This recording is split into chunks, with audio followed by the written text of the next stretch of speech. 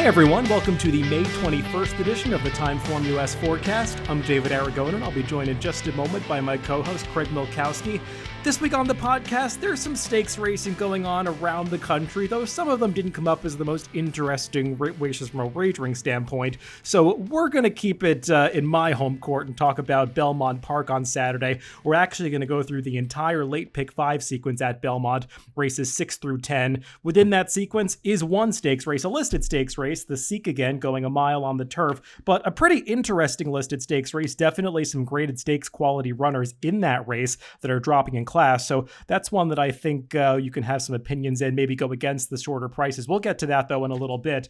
The sequence is filled out by some maiden claiming races, but they're interesting ones, races that I think you might have to spread a little bit when you're crafting a pick 5 sequence. So Craig and I will get to that. But, we were talking a little before we hit record, Craig. At first glance, maybe this wasn't the most appealing sequence, but I think that there are some interesting races within here.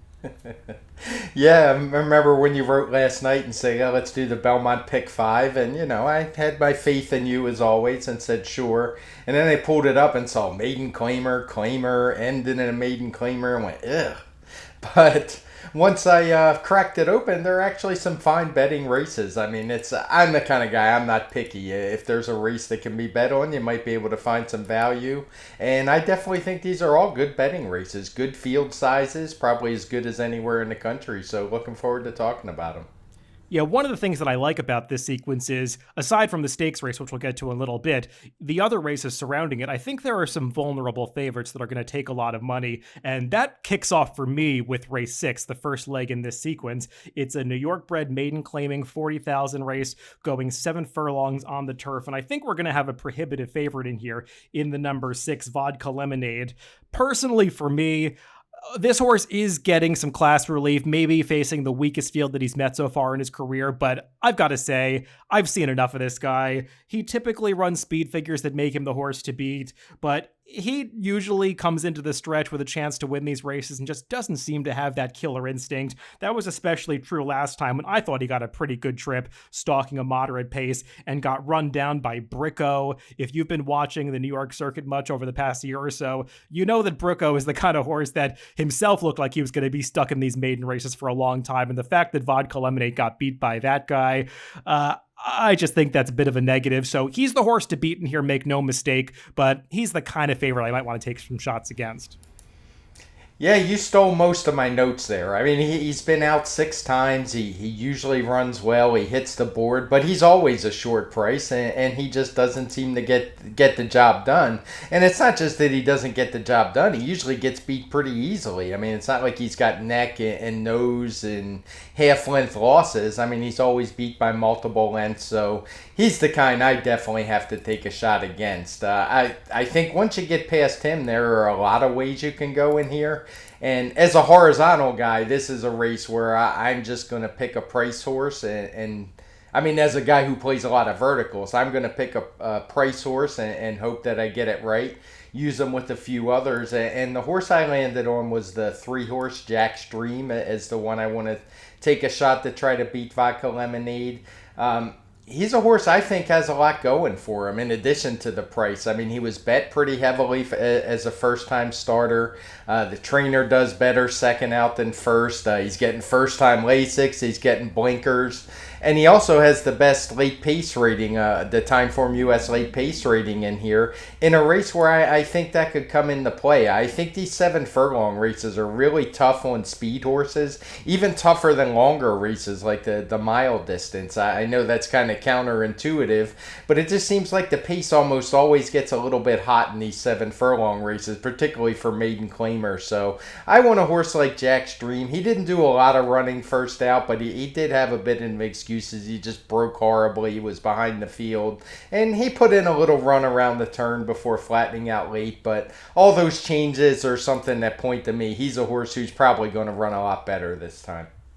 Yeah, I don't disagree about that. He even took a little bit of money in that first start, and you're totally right. He blew the start, was off way behind the field, had no chance after that. And if you watch the replay, when the horses come into the stretch, you can see this guy at the back of the pack, and he's actually striding out pretty well over the turf. He was just too far back to make any impact late in the race. And that's one where, well, the winner of that race came back to run poorly, but a bunch of other horses that finished behind the winner have come back out of that race to actually do quite well in subsequent starts. So I think that's not as bad of an effort as it looks, and Jack Stream can do better here.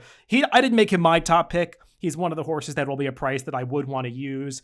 For me, there are a couple of alternatives that I find pretty interesting. One of them's actually stuck on the also eligible list and needs at least one scratch to draw into the race. That's the number 13, Big Little Risk. Don't know if he's going to get in, but if he does, he's a horse that I would be very interested in. He would be making his first drop down to the maiden claiming level after getting 3 starts at the maiden special weight level. And while both of his turf races have resulted in 7th place finishes, I think that he's subtly run better than it seems in both of those races. He was just really green when he made his debut last year at Aqueduct. And when he came back off the layoff last time at Belmont Park, he just seemed way too pumped up off the break. He got aggressive under Luis Cardenas and kind of ran off with him. The jockey just couldn't get him back in the early stages after asking him out of the gate. And you can see those red color-coded pace figures in the TimeformUS PPs. That's just way too fast for this class level of horses. So of course he faded at the end of that race. I think a little bit less distance is probably going to suit him, and he's getting a big rider upgrade to Joel Rosario. I know his best speed figure came on the dirt, but the fact that Jimmy Bond keeps trying to run him on the turf, I think probably says something. He knows something about this horse. So I think he'd be interesting if he got into the race. And the other one that I want to use is actually the horse on the rail, the number 1 Hot Doctor. He's making his first start on the turf. Not a ton of immediate turf pedigree on the dam side, but he is a Freud out of a Warfront mare, and the second dam was a turf horse. So there is enough turf influence in his pedigree for me to think he could handle it. And this one actually ran pretty well in his debut, because even though it's not noted in the short comment, he was off pretty slowly in this race, had to rush up through a 12-horse field on the backstretch to get into contention, actually briefly looked like he might win the race in mid-stretch before flattening out. Just think this one showed a bit of ability, and there's enough grass influence in his pedigree. Yeah, one thing I've noticed in these New York bred races is you got to dig a little deeper for grass pedigree, because it's usually just not there in the first couple layers. It's maybe something that'll change over time as New York is running more and more turf races, but there didn't used to be a lot of options for New York bred turf racing, so I think that's something we'll see change. The only other horse I wanted to mention was the 7 Rogue Leader. He's a horse that I would probably use in horizontals. He's coming in as a first-time gelding. He's a horse, maybe he was gelded before his last start, but it looks to me like it was probably after. But I thought he ran okay, and if that gelding part helps him, maybe he's a horse you could use at a price. He gets Manny Franco, who's been riding really well, so he's the only other one that jumped out at me. Yeah, I think the bottom line in this race is don't just default to Vodka Lemonade. Maybe there are some other favorites later in the sequence that you can lean on, but this is one that I take a bit of a shot against, and I think we gave out some interesting alternatives in this one. Moving on to the 7th race, the second leg of this late pick 5 sequence. It is a $20,000 claimer going 1 mile and a 16th on the dirt for the older horses. And yet again, we have a favorite in here who is probably going to be relatively short when the horses go off to post. That's the number 3 Malibu Pro. Unlike the favorite we just talked about, I have trouble poking as many holes in Malibu Pro. He just seems like he might be the classiest horse in this race. He's run speed figures that are superior to this field. The one negative is, why are they dropping him in class drastically off the claim? Well, Robert Falcone can be kind of aggressive. He has great stats first off the claim, so I don't know if I'd be that negative on it, but that is a question mark on a horse who's going to be a pretty short price. It is, and I'll be honest, these are the kind of horses I never really know what to do with. But the one thing that stands out is he is dropping down, but if he wins this race, the purse is $48,000 for a $20,000 claiming race, which frankly I think is a bit absurd, but I guess it generates a lot of claims, and that's good for money making for the state. Maybe that's the reason, I don't know, but at the end of the day, they would make about a $16,000 profit if this horse was claimed for $20,000 and they won the purse. So it's kind of hard to argue with that math. There was a day when I was watching where these horses were just insta tosses. A horse off the claim would come back for less, and the purses would never support that kind of drop. And I mean, of course, they would win once in a while, but they would be horrible for your ROI. But I'm with you. It's hard for me to knock too many holes in him. I'd feel silly if I played a pick five and got knocked out because this horse won. And I think he's one. If you had a big ticket where you spread in a lot of races, you might even consider singling him. But that said, I'm going to look in a little bit different direction for my top pick just because there is still that drop. I mean, he could easily be running for 32 and an even bigger purse, so it does make you wonder a little bit. The other horse I'd use is Eagle Pass. He's a horse who's run pretty good speed figures last out. He's coming back in just 8 days, which I still think is a really good angle for a trainer who does good first off the claim in Wayne Potts. It's kind of his specialty. So Eagle Pass will be the top pick for me, but I'm certainly not dismissing Malibu Pro. I just don't think he offers any value at all. Yeah, I don't disagree with any of that. But still, if there was a favorite in this sequence that I was going to lean on, it would be Malibu Pro, just because I feel like you made a good point about the purses of this race, and you do see some of these aggressive drops in New York, and they work out often enough. And like I was saying, Robert Falcone is a trainer that has great stats first off the claim, and part of the way that he's achieved that positive statistic is by being pretty aggressive with the horses that he claims. You see that he's 4 for 9 so far at this Belmont meet. A lot of those horses have been very short prices that have been aggressively placed, kind of like Malibu Pro.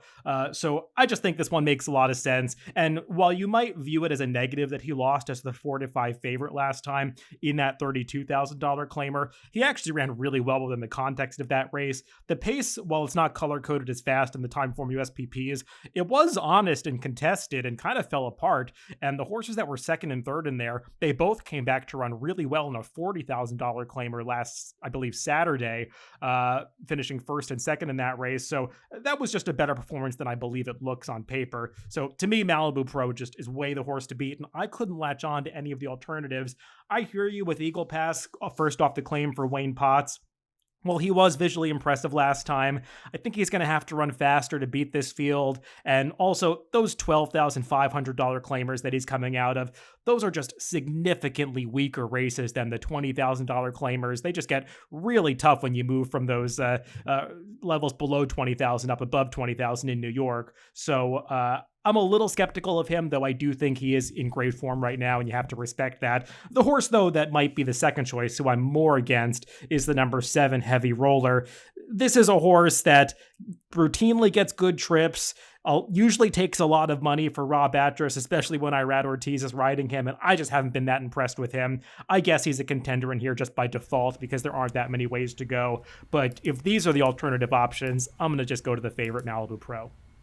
Yeah, I agree with you. That's why I didn't even mention Heavy Roller. I mean, he is the second choice, and you probably got it right. I mean, it's got the Irad Ortiz factor. He's definitely going to get bet, but he's not anywhere near as fast as some other horses in here, including the two that we've talked about, and even the entry has both run faster than him. So, yeah, I'm not a fan of his at all. Moving on to the 8th race, the middle leg of this late pick 5 sequence. It is a non-winners of one other than allowance race for the New York bred fillies and mares going 6.5 furlongs. And we've got some 3-year-old fillies in this race that look like they're coming into it with upside against a few of their older rivals that typically have the advantage in these kinds of races. But the 3-year-olds this time look like the fastest ones coming in. And that group is clearly led by the number 7 Breakfast at Bonnie's, who was so impressive when she won her debut at Aqueduct back in the winter, winning off by 11 lengths with a pretty gaudy TimeformUS speed figure. She was justifiably bet down to a very short price in her second start, but they elected to stretch her out to a mile in that race, and it just seemed like the added distance really didn't agree with her. Now she's cutting back to a sprint, and she is the horse to beat, but I think there have to be some question marks about whether she can get back to that big debut effort. Yeah, I would agree with that. I mean, she was 1-5 last time, and she didn't just get beat. She got beat pretty badly. She got beat by a couple horses, dropped by 5 lengths, and I think it's easy to look at the running line and say, oh, it was just a mile distance. But I'm not so sure about that. I mean, it's not like she set a too fast pace. I mean, she set a really moderate pace. Nothing that's coded in blue, but I wasn't impressed at that performance at all. And my immediate thought was maybe it was the mud first out more than it was she couldn't handle the distance second out. So if it doesn't rain, I'm definitely going to take a shot against her. I just, she had everything her way, and the distance thing just seems like the easy write-off, and I think there might be more to it than that. The horse I actually landed on is right to her outside, and that's the 8-horse Banker's Daughter. She's one of the older horses you talked about. She had run speed figures as a 3-year-old that were comparative with what Breakfast at Bonnie's ran in her debut, which looked so impressive. She came back from a layoff from January to April. She had, I forget what happened to her, but she was pulled up and got vanned off. But obviously she came back in good form. She was wide the whole way over a sloppy track, chasing a horse who stayed on the rail the whole way and just wasn't able to catch her. But I actually really liked the effort she gave. She got a 95 speed figure, which is only a few points below. But like I said, she ran over the 100 mark as a 3-year-old. And I think she's going to run a big race this time. And I will go pretty short in here with her. This is definitely a race where you can go in different directions if you're against the favorite Breakfast at Bonnie's. And there were 2 more points that I do want to make about Breakfast at Bonnie's as potentially being vulnerable in this race. One of those is the pace. There's a lot of speed signed on here, particularly down towards the inside. You've got Beautiful Karen, who has one way to go. That's to the front. The same thing is true for Laura's Bellamy right to her outside. These are both pretty quick horses. The rider on Steal My Heart is very aggressive. You've got the number 6 Trini Luck, who's not shown in the pace projector, because there was, I believe, a timing error in her debut, so we didn't get pace figures for that race, but she's one who appears to want to be forwardly placed. Jill's a Hot Mess has speed as well, so it feels like the pace is going to heat up, and Breakfast at Bonnie's is yet another horse that wants to be placed close to the pace, so I'm a little bit worried about that for her. Craig, I have the same concern about the muddy track, but the other thing that I wanted to mention with Breakfast at Bonnie's is Danny Gargan can be a trainer that's a little streaky at times. He'll get on a roll and then he'll go very quiet. And he's currently in one of his quiet periods. And if you look in DRF Formulator, with all starters over the past 2 months, Danny Gargan is 1 for 23, which is really atypical for this barn to be so inactive and also to send out so few winners. And if you look at that stat, he sent out a lot of short prices during that time and they've lost. So I find that a little bit alarming with Breakfast at Bonnie's. So at a short price, I might want to go in a different direction. And to me, the horse that's most logical is the one that actually finished ahead of Breakfast at Bonnie's when they met in her last race. And that's Pleasure Luck. Pleasure Luck has run once since then, since finishing second ahead of Breakfast at Bonnie's in that allowance race on March 20th. And I thought that Pleasure Luck really didn't handle the sloppy track that she encountered last time. It was again going a mile, and she just never seemed to really be comfortable over that going the longer distance. So I think that she's going to appreciate getting back on a fast track, which we're going to have on Saturday. But I also think she's going to appreciate the slight cutback in distance, because while she handled the mile 2 back, to me, she looks like more of a sprinter, and she's got the right running style for this race, being able to come from a little off the pace. So for me, Pleasure Luck is just a logical horse to take as the alternative. Greg, I've got no problem with the form of Banker's Daughter. My one issue with Banker's Daughter is she's now competed 5 times at this New York bred nominators of one other than level. And aside from the race where she was pulled up, in the 4 other races, she's been second. So she just might be a horse that doesn't really have that will to win, but I have no problem with the argument that she's just as fast as the 3-year-olds. So I think she's a logical horse to use as well. The other horse that jumped out at me a little bit and one I'd use at a price is the 4-horse Out First. And it's mainly because of what you said. There is just so much speed in here. She looks like a filly who may be able to take advantage of that if it actually plays out. She's run well in some races with a fast pace. And as a matter of fact, her 2 best races have come in races where we have red factions. And she sat a little bit off that pace and been able to close. She would have some work to do from the speed figure department. But that's often what happens when races fall apart. The speed horses don't run their figures, and she may be able to clunk up. If not to get the win, she certainly won't be on my vertical tickets. Yeah, she's one that I actually picked last time out when she ran on the turf, because she has a little bit of a sneaky turf pedigree, and I thought she ran really well in that race, all things considered, so I was surprised to see them switch back to dirt here. But she does have that big speed figure over a sloppy track to get back to from December at Aqueduct, if she can refine that form over fast going. I'm a little skeptical about that, her being a fast track horse, but you're right about the pace of this race. She is the one who could benefit the most if they go really quickly up front. Move on to the feature race in this sequence, race 9. It is the Seek Again Stakes, going a mile on the turf. I had to kind of dig through my brain to remember who Seek Again was. A little odd to see a stakes race named after him in New York with so many other options for horses to name races after, but he's the one that they went with, and he was a turf miler, so at least that's right. This is one where I think the public is probably going to gravitate towards two runners that are drawn towards the outside. For me, the horse to beat is clearly one of two Chad Brown entrants in this race, the number 10 Flavius. Say what you will about this horse's desire to win races, but there's really no argument that he is the fastest, classiest horse in here, having competed admirably against Grade 1 company in the past. And the other horse that I think is going to take money is the number 7 Decorated Invader, who the public just always seems to gravitate towards. Even though he's a little slow coming into this race on speed figures, he does still have some upside as he makes his second start as a 4-year-old. Yeah, I didn't envy you when I looked at this race having to make the morning line, because between him and even Delaware, I just wasn't sure which way. That's why I don't make morning lines. I let you do the heavy lifting because I wouldn't have known which way to go. I have no argument with Flavius being the morning line favorite, but I got to tell you, he's not exactly a horse that gets the juices flowing for me, even with the class drop. He just, I don't know, I just think he's a little bit overrated. He won that big race at Kentucky Downs, but that's such a goofy track there. And I don't mean goofy in a bad way, just so different than everything else we encounter. And he just hasn't run all that well in his 3 starts since. The Grade 1 Frank Kilroe last time, he had kind of everything his own way that day. As a slow pace, he was up close, and he got out-finished by horses like Hit the Road and Smooth Like Straight. Now, don't get me wrong, they're good horses and graded stakes type, so it's not the worst thing in the world. But it just tells me this is probably where he fits. I just don't know if he is a horse that I want to rely on at a short price. And I would say the same exact thing for Decorated Invader. He's a horse who, as you said, he started out his career with some good wins. He always takes a lot of money, but he's never really run fast. He's a 4-year-old who came back, and I thought, well, maybe he'll run a lot better as a 4-year-old, having grown and matured after the layoff, but he really didn't. He was beaten fair and square by Delaware, so I don't see any reason Delaware can't beat those two. He kind of rebounded from some tough trips when he got back to Aqueduct. So for me, I think he personally is the horse to beat. But that said, I am going to try to beat all 3 of them. And it's with the horse who's just, to me, going to be as clear can be on the lead. I'm not sure why we don't show this race as one that favors horses on or near the early lead. I'm going to have to investigate a little bit. But the 5 Get Smokin' just looks totally loose to me.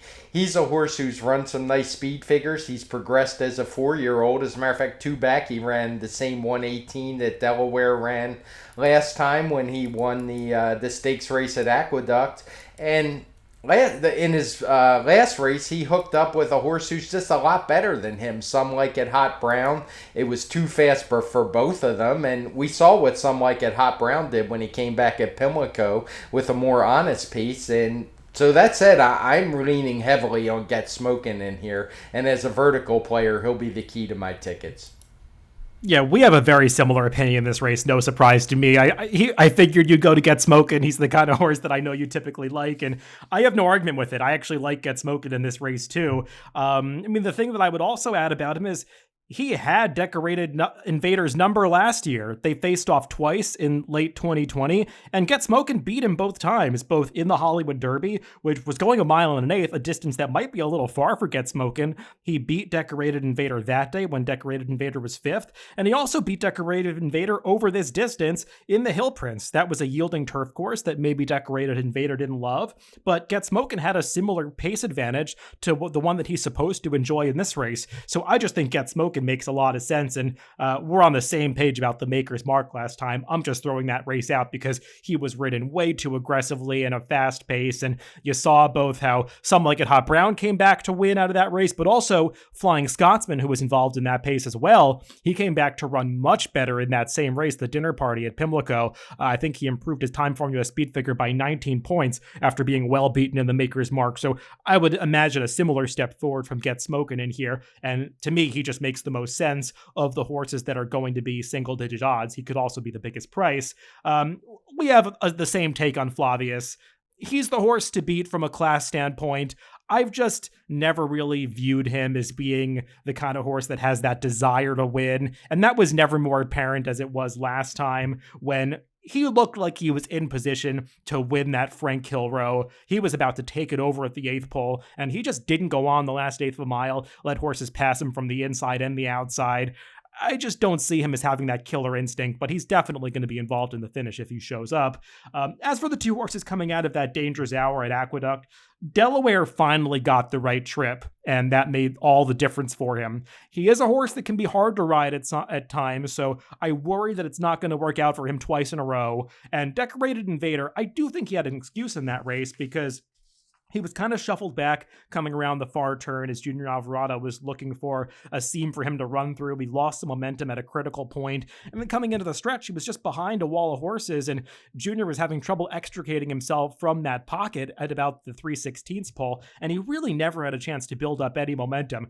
I don't know how much run he actually had in that race, because once he got into the clear, Junior just kind of stood up on him and didn't really finish riding the race. So, I mean, he was never going to finish ahead of third, so I understand why he did that, but it's hard to know what kind of kick Decorated Invader would have had at the end of that race.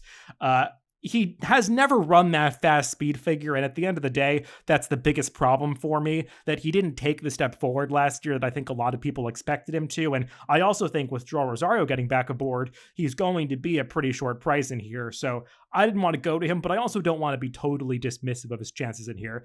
But just to clarify, it's Get Smokin' for me. I think he's the right value play in this race over Flavius, and I kind of view Delaware and Decorated Invader as backup horses on equal footing. I do want to mention Decorated Invader did beat Get Smokin' once in the, I think it was the Hall of Fame at Saratoga, but that was obviously at 1 1/8, and Get Smokin' kind of ran off that day, opened up a huge lead, still held on for second, but he did beat him once at least. Finish things up with the finale at Belmont on Saturday. It's race 10, another maiden claiming for the New York Breds, $40,000 the tag, going 1.16 on the inner turf course for the fillies and mares. And this is one that could really make your head spin. It certainly did for me when I was trying to make the morning line for this race, because it's hard to know where the public's going to go. The horses that have prior form are really not that inspiring, so I guess a first-time starter like the number 8 Quiet Horizon could take money for Christophe Clement, who's been on fire so far at this Belmont Park spring meet, and he certainly can win with a first-time starter. This one has enough turf pedigree to be able to handle this surface, so I guess she makes some sense, as does the number 1 Emma and I, who I suppose has the best last out turf race, but I mean, nobody in here is one that I want to lean on too hard. Yeah, for me, I am going to play this pick 5, I think. I mean, we'll have to see scratches in the weather. Last I checked, it was supposed to be fine. So, but if I make it alive to this race, I'm actually going to be leaning on the 2 that you said, because I just couldn't get excited about anybody else. The morning line favorite, Quiet Horizon, as you pointed out, she comes out for Christophe Clement. And he does great in these spots. He has a good ROI on Formulator. He wins over 20%. His ROI was 2.87, and that's just turf maiden claimer first-time starters. I didn't try to go too much farther than that because you don't want to dilute the sample size, but he's certainly dangerous in this spot. And I actually was impressed with Emma and I's first race on turf. I thought she ran fine. The 89 speed figures she ran that day is certainly capable to win a race at this class. So I didn't want to go too crazy because there's a couple other legs I'm going to spread in. And I think between those two, you probably got a good 60 to 70% chance of getting through this race. Yeah, I didn't quite see it the same way. For me, this is the toughest race in the sequence. I both of those horses, I think, are contenders, Quiet Horizon and Emma and I. If I was making top picks, they'd both be in my top 4. But I think there are other alternatives to consider. Just to kind of wrap up what you were saying, I have no problem with Quiet Horizon, the first-time starter. She just feels like one that's going to take money in a race where there's no obvious other place to go. And Emma and I, while she's getting a rider upgrade to Jose Ortiz this time, I actually thought that Edgar Zayas gave her a pretty good ride last time. Saved ground much of the way, made most of his run coming through on the inside before swinging out in upper stretch. So I'm not sure how much better of a ride Jose Ortiz can give, and maybe she doesn't have to improve that much off her last out speed figure to be competitive in this race. I just think that there are some other horses that could get a bit ignored that have the right to improve. One of those is the number 3, Lemon Taffy, who I want to point out from a pace standpoint, because while the pace projector doesn't characterize these races when they're maiden events as being one that favors horses on or near the lead or favors closers, this is one where I think we might get a favors on the lead situation if we did that, because she is the only speed in this race. I mean, you just go through it and the horses with prior form, and they are all plotters. And at least Lemon Taffy showed some tactical speed in her one start on the dirt. Now, obviously she's moving to the turf now, but she was entered for turf first time out before that race came off the grass. And she's got enough turf pedigree being by Lemon Drop Kid. The dam has produced one turf winner, a New York bred named Mike's Girl, who was competitive in some higher level claiming races and allowance races. So I think she could handle this surface. Mike Maker typically knows what he's doing, switching these horses to turf. So I think Lemon Taffy is a real threat to go gate to wire in this race, just given how little speed is signed on. And the other horse that I find really interesting is the number 10, Really Psyched. Now, if the pace is slow, she could be at a real disadvantage because she doesn't get out of the gate well and she has no early speed. But I think she's run better than it seems in her turf races. She had no chance in her debut at Gulfstream against Open Company. She didn't get out of the gate that day, and that was a race that we talked about when we were recapping the Soaring Softly on the Pacecast earlier this week, because the winner of that race, Bye Bye, came back to win that Grade 3 event in her next start, and that Bye Bye race is one where a bunch of horses have come back to run better in subsequent starts. Again, Really Psyched did no running in there, but she came back in a New York bred race at this level at Aqueduct going 6 furlongs, and I think she ran a lot better than it seems, because once again, she didn't get out of the gate well. She was outrun towards the back of the pack, but once Pampa Morales got into her at the top of the stretch, she was really finishing off that race, striding out well, galloped out strongly past the wire. Just feels like one that's supposed to appreciate added ground. And when you look at her pedigree, it kind of corroborates that notion, because although she's by versatile sire Freud, her dam Really Misbehaving was one that wanted to go 2 turns on the dirt. Similar to this horse, she was a deep closer on the turf. She's produced another horse that's a full sibling to this one who is competitive in turf route races. So I just think Really Psyched is a horse that could take a big step forward here on the stretch out, and she's getting a rider switch to Joel Rosario, who I think is a great fit for a horse like this. Man, now I got to add a couple horses to my pick 5 ticket. Darn it. You're trying to make it simple. No. Sorry, couldn't let you. Yeah, no, I have no complaints about any of those. I'm just looking at it as an overall sequence. I want to spread in some other races, but it's hard to really put a pick 5 together in your head when you're doing the show. But, you know, it's certainly one where you can weight your choices, and I will probably use those a little now because I have no problem with those arguments. Yeah, it's not an easy sequence. I think if you're going to take a stand in some races, one place that you might want to do it is the stakes race if you really like a horse, and it sounds like Craig and I both like Get Smokin' quite a bit. For me, the other place that I'd want to take a stand is with Malibu Pro in that 7th race. He's the one favorite in the sequence that I want to lean on quite heavily, because I do want to spread in some other races. I think there are long shots that I mentioned here that you could use in both the maiden claiming races for the New York breds, both the 10th and the 6th. So hopefully we'll get some prices home, and maybe those horses that I want to lean on a little bit will actually come through. Yeah, and I think that's what you have to do. And I'm with you. I mean, I said Malibu Pro. I think you absolutely have to use him. And the only other horse I'm tossing in is Eagle Pass. So we'd be going short in the same 2 races. Well, that's it for this week's TimeformUS Forecast. We will, of course, recap the stakes race this week again on the Pacecast next week, and we talk about that race. We'll also look at some of the races from around the country that we didn't handicap on this podcast, but we could see some notable performances. I'm looking forward to seeing how As Time Goes By does in her next graded stakes start out in Southern California. Doesn't look like she's going to have much competition in that race, but she did look like a filly that could stamp herself as a major force in that older filly and mare division. So we'll be interested to see if she continues on that path. Also, Frank's Rocket in action. So some things to look forward to when we recap these races on the Pacecast on Tuesday. Remember, you can always listen to both of these podcasts on DRF.com, Spotify, Apple Podcasts, and YouTube. Wherever you get your podcast, just make sure to subscribe to the Daily Racing Form channel. Thanks for listening this week, and make sure to stay tuned for that TimeformUS Pacecast on Tuesday.